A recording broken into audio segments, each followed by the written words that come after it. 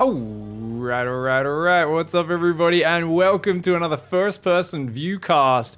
This time, we're going into the mind of a maniac. That's right. We are on Haas's channel. There's going to be a link to Haas's channel in the description below. He is live streaming Korean ladder.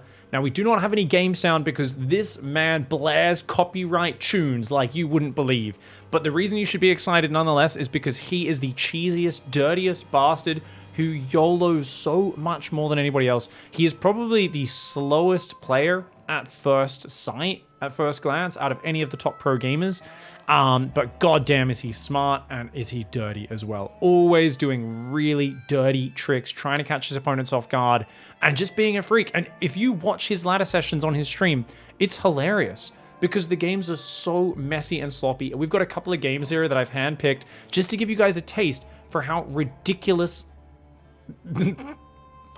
how ridiculous his games actually are. So already he starts off, goes out front his base, sees two gateways there, and I think he must know his opponent. I think he might be playing nice. I'm not 100% sure who it is, because he goes right outside his base, immediately runs into two gateways, and is like, yeah, I was expecting this. Like, what? And he's walling off inside his main base. And look at that wall off. He's made it so the cybercore and the gateway are only leaving a single space choke point to get at the pylon there.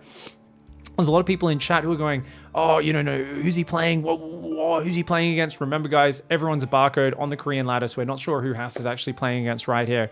But that Zealot, this is going to be a double Zealot into Stalker proxy, and then also offensive shield batteries. Haas only using one probe to fight it, and he's gone double gas on one base, so he's already sending a probe to the other side of the map, but Haas completely forgot his second pylon. He just put it down then, which means he's chronoing into a second Zealot that cannot build. He's now got to cancel it and try to make Stalkers. They're not even starting straight away. Guys, this is the glory of Haas.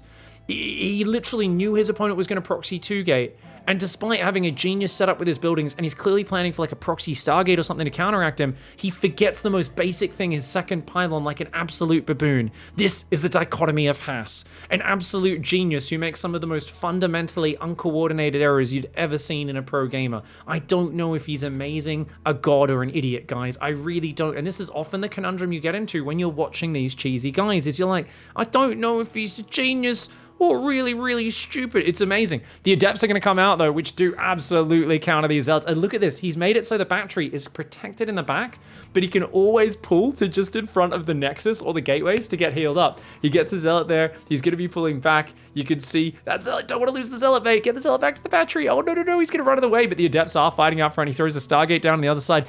You know, the way he moves his mouse speed compared to other top pros, guys, it really does feel like he's much slower, right? But he's very methodical, and if you talk to any of the Protoss Pro gamers, they'll say he has some of the absolute best early game micro in the game.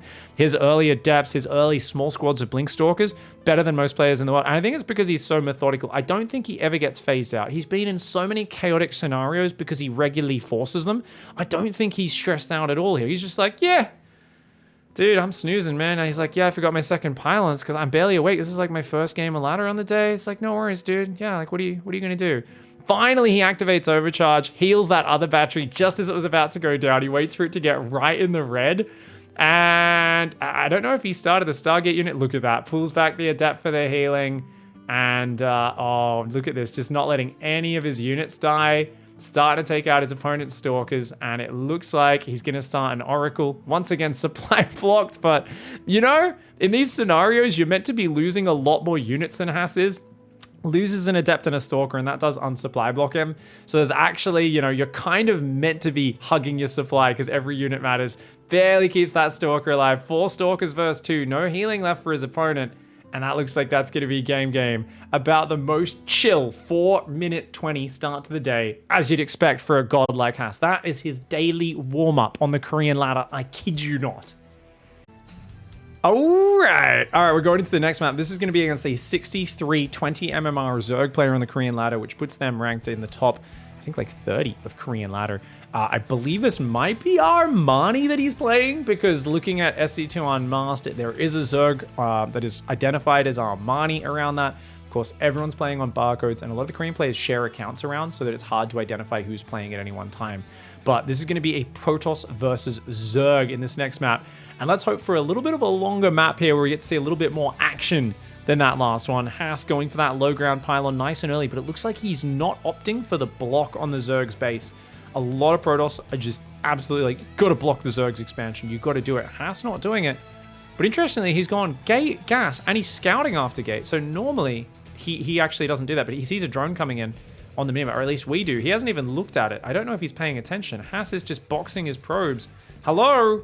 Okay, now he notices that there's a hatchery there. And how is he going to deal with this? Does he go for a forge? A reactive forge could be really good here. He's getting hatchery blocked. Once again, guys, welcome to the Korean ladder. I was playing some games over here on the Korean ladder yesterday, and people play just absolutely wacky, aggressive styles. He's going to go one base, second gas, second pylon. He's going to be chronoing out some zealots, and he sees it's a 3 hatchery behind this. Oh, he thinks about putting the forge down, but he doesn't. He cancels. He changes his mind. Okay, so he's going Cybercore. Guys, the problem here is his opponent's gone 3 hatchery before pool. It's going to take him forever to clear this hatchery up and get his own expansion down. So the Zerg's going to be on 2 bases. He's on 1. And that means he's way behind economically if he doesn't do some sort of counter damage. He's now pulling a few probes down as well just to try to kill that hatchery. But I think Creep is going to get out of it no matter what. I guess he's just making sure that a queen can't pop. And the Zealot is going to help that out. So 2 Zealots will clear it up. But dude, he's taking so many probes off minerals. This is so bad, surely. Guys, I guarantee you, any Protoss player, especially a conservative macro guy like Showtime, would be vomiting watching this right now. He'd be like, dude, that's so many probes to be pulling. You're losing so much mining time. Haas, on the other hand, is like, screw it. As long as I got enough gas to do my counter proxy, it's all good. He's going to go for a counter proxy Stargate, which is up very early. He's got to get these probes out of here, guys, because broodlings will pop out. And notice he's going to try and get the Zealot out. Back to the choke point. Back to the choke point. Okay. Does manage to defend the broodlings. They do go for the pylon. Of course, they can't kill a pylon. And there are some Zerglings building there in his natural as well. But there was no time for a queen to get out. If a queen got out, it could have built a tumor. And that, of course, would have been a big problem. Ah, the Zerg is building overlords out of the hatchery block. I like it. That's a very clever way of doing things. So they're just saying, hey, look, Zerglings there aren't going to really do anything. But if I use this lava to build overlords, that'll be good. Ooh, the Zerg does find his proxy Stargate. And, I mean, it makes sense, right? You're like, hey, he didn't build a forge. He hasn't got a nexus down. I mean, he's got to be doing something. Let's make sure I don't get proxied right now. And just one base all in. Sees the Stargate. There is no link speed just yet. Haas. He's got to start that Nexus. It's on the way. Okay. So he's going to have Oracle's Zealot Adept plus Oracle counter pressure. I don't know if the Zerg has a 3rd base up yet. Doesn't have link speed, that's for sure. The Zealot is going to come in and get surrounded. Oh, nice play by the Zerg player. Not even losing a single Zergling. Beautiful surround. First Oracle will be coming in momentarily. Haas is, of course, probing up behind this as well. He's got to get some damage done here in the counterattack.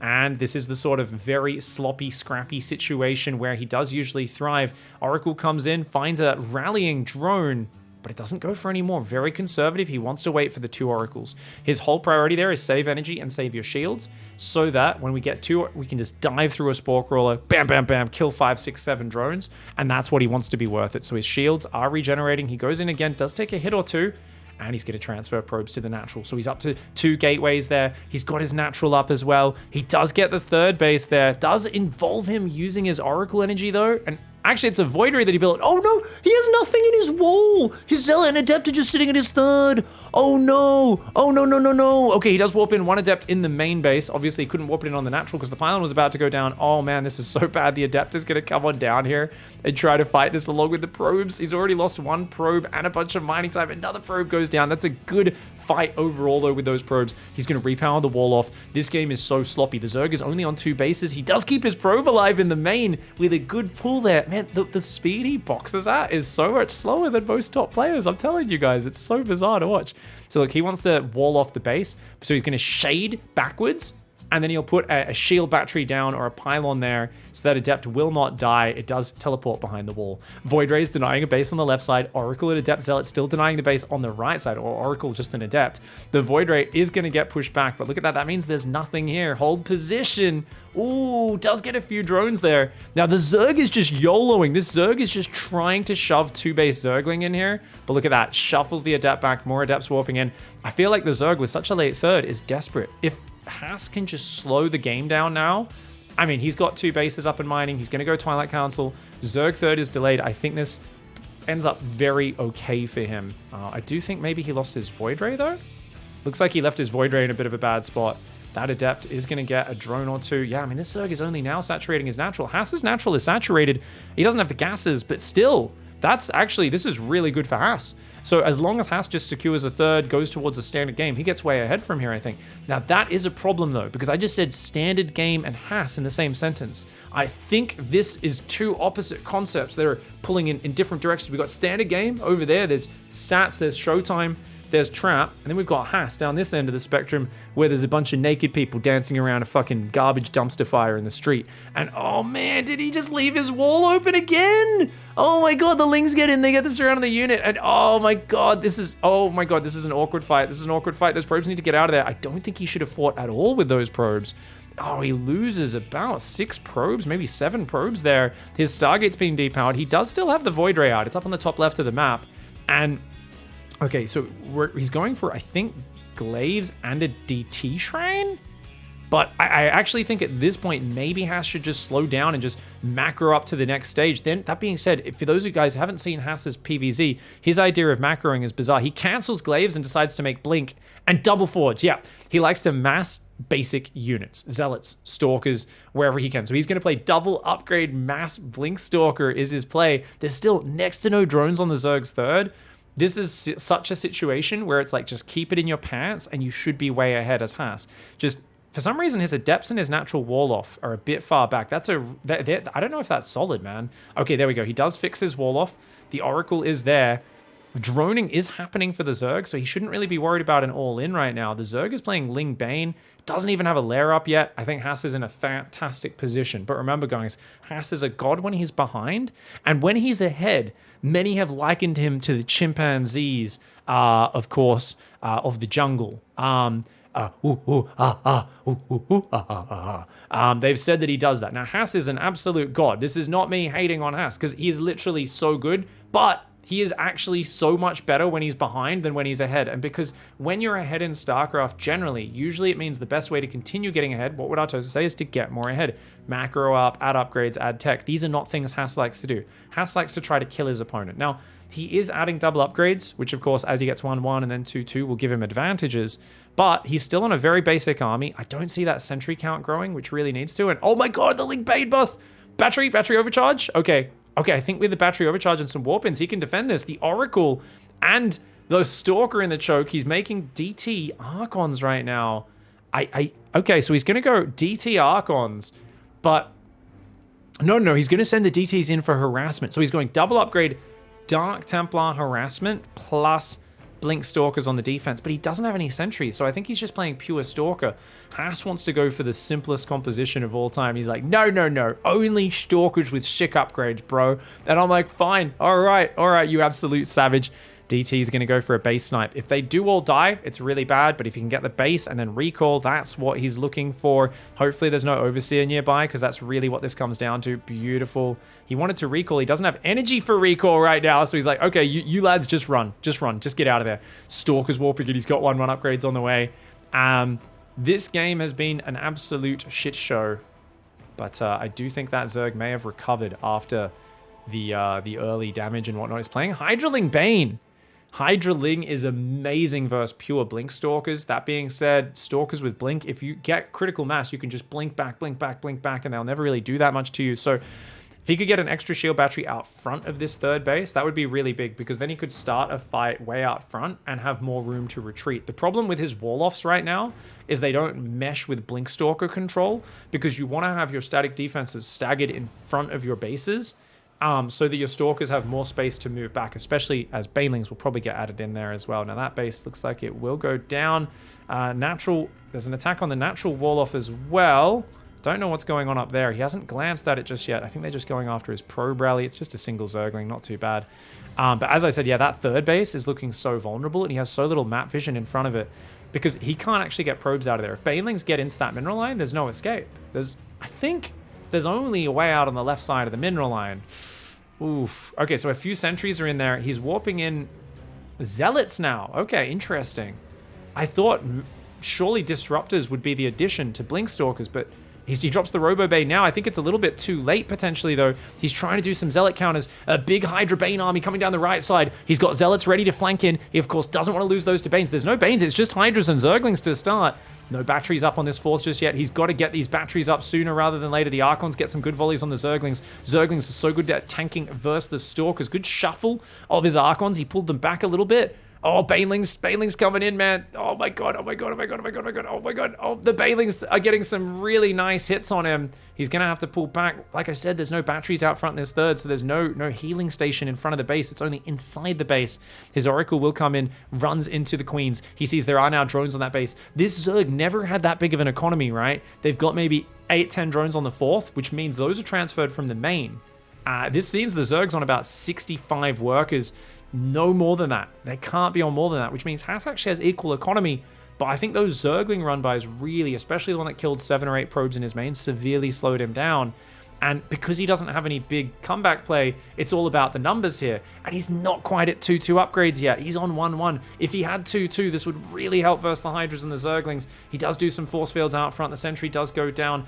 His Zealot run-by is going to go in right now. The Stalker's trying to hang on for dear life. As I said, look, he's got battery overcharge, but he can't really be using that for healing right now. It's only really working on the probes. And that is why this wall-off is working against him. Oh, man, the Baneling's killing everything. A Colossus finally gets out here. Can he hang on? The battery overcharge does keep his Robo alive. The Stalker's trying to survive. He's trying to do anything he can right now. Blinking back weak Stalkers. Zealots are fighting Zerglings. And remember, with the upgrades, that could be fantastic. I have no idea what the Zerg players' upgrades are right now. Fighting down to the last unit. And when he's down to a handful of units, Haas always goes God mode. Can he do it, though? Can he hang on? He defends his third base. He's on Zealot, Colossus, Stalker. The Zerg has a fourth. As I said, it doesn't have many workers on it. The thing is, killing workers doesn't achieve that much. And the reason is, the Natural's half-mined out, and the third will be half-mining out in the next few minutes, which means... Actually, it's going to be a while till the third half-mines out. But anyway, long story short, the Zerg can transfer drones from his Natural up there and still do something. But Colossus, good units. I think a disruptor, a single disruptor would be massive. This Zerg is so heavy on Ling Hydra. This is a real low-tier army. But Stalkers don't pack the same punch against it that they do against Roaches. They don't get bonus damage against any of these units. Archons are going to add some tankiness here. Zealots do take one for the team. 1 Zealot goes down, 5 Banelings. That's a good trade. The natural Wall-in's under assault. No! He's let him in again! He never had money for the probes in this game. For the cannons in the probe lines, I mean. He never had the money for that. And he realizes, oh man, that he's getting hit everywhere, all over the shop. The Zealots are going to clean it up there. I don't know if he cleaned up his Natural just yet. Looks like the rock's being broken down by the Zerg player. Finally, he does clean everything up. He's trying to get a cannon and a battery up for that fourth, and it's all about keeping that fourth alive for Haas right now. He pulls probes over to that base, but he does need to keep these gases mining. Every Archon is going to be so good at tanking the Banelings and the Zerglings here. Haas trying to fight for his life. He's going to send another Zealot run by down the left. He's got 3 Colossus and a bunch of Archons up. This army is pretty damn sick, especially with 2-2 upgrades. And that fourth base, it's going to get taken down, though. The Zerglings are focus firing it. He gets there just a little late. Okay, he's trying to blink over. He's going to have to cancel it. Cancel. He cancels the fourth base. And you know what? I think that was a pretty good fight for Haas. I think that was actually a pretty decent fight for him, but oh, the Banelings! Okay, quick pull on his probes. He pulls the Banelings, the probes away from the Banelings on that base. These could be +2 Banelings. They could one-shot his probes. He's got to be so careful. He's tagging with the Oracle. The Oracle's still alive. That 1 Stalker, an absolute Chad, does deflect that. 1 Zealot goes in. We'll start killing drones on that base. He's going to send probes back to his third. His fourth base is rebuilding. The Zerg player, I don't know where his money's coming from. He must have the 5th base in the bottom. The Oracle's about to check for that. And it finds a fully mining base. Oh no. That's not good. That is not good. Oh, that is very, very bad, guys. I mean, we're looking at that low drone count on the 4th base. And the 5th base was not up for a long time, but now that it's up, yow. Ouch. All right, Haas has got a 100 supply army of Colossus Archon, and he needs the sickest engagement of all time. His Natural is under assault by these Zerglings right now. And there we go. We've got Banelings, Hydras coming on forward. The Colossus getting hit by the Banes. Oh, man. There's just... Okay, the Zerg just has too much money. Yeah, he's like, dude, I can just literally blow up your splash damage with Banelings and overwhelm you. What an utterly chaotic game. And he does end up going down here to that player. GG, well played, Haas. I love it, man. He sees a hatch block and he's like, I'm just going to proxy Stargate you. Pull probes to the Natural. I think we can argue that was a very suboptimal response, but it led to such a chaotic game. And if he did actually shut down those Ling run buys, rather than letting, I think, 7 different Ling run buys, maybe 8 into his bases, could have been a very different game. GG, well played to both sides, though. In the end, the Zerg did just get a bit too much damage and got out of control. Well played.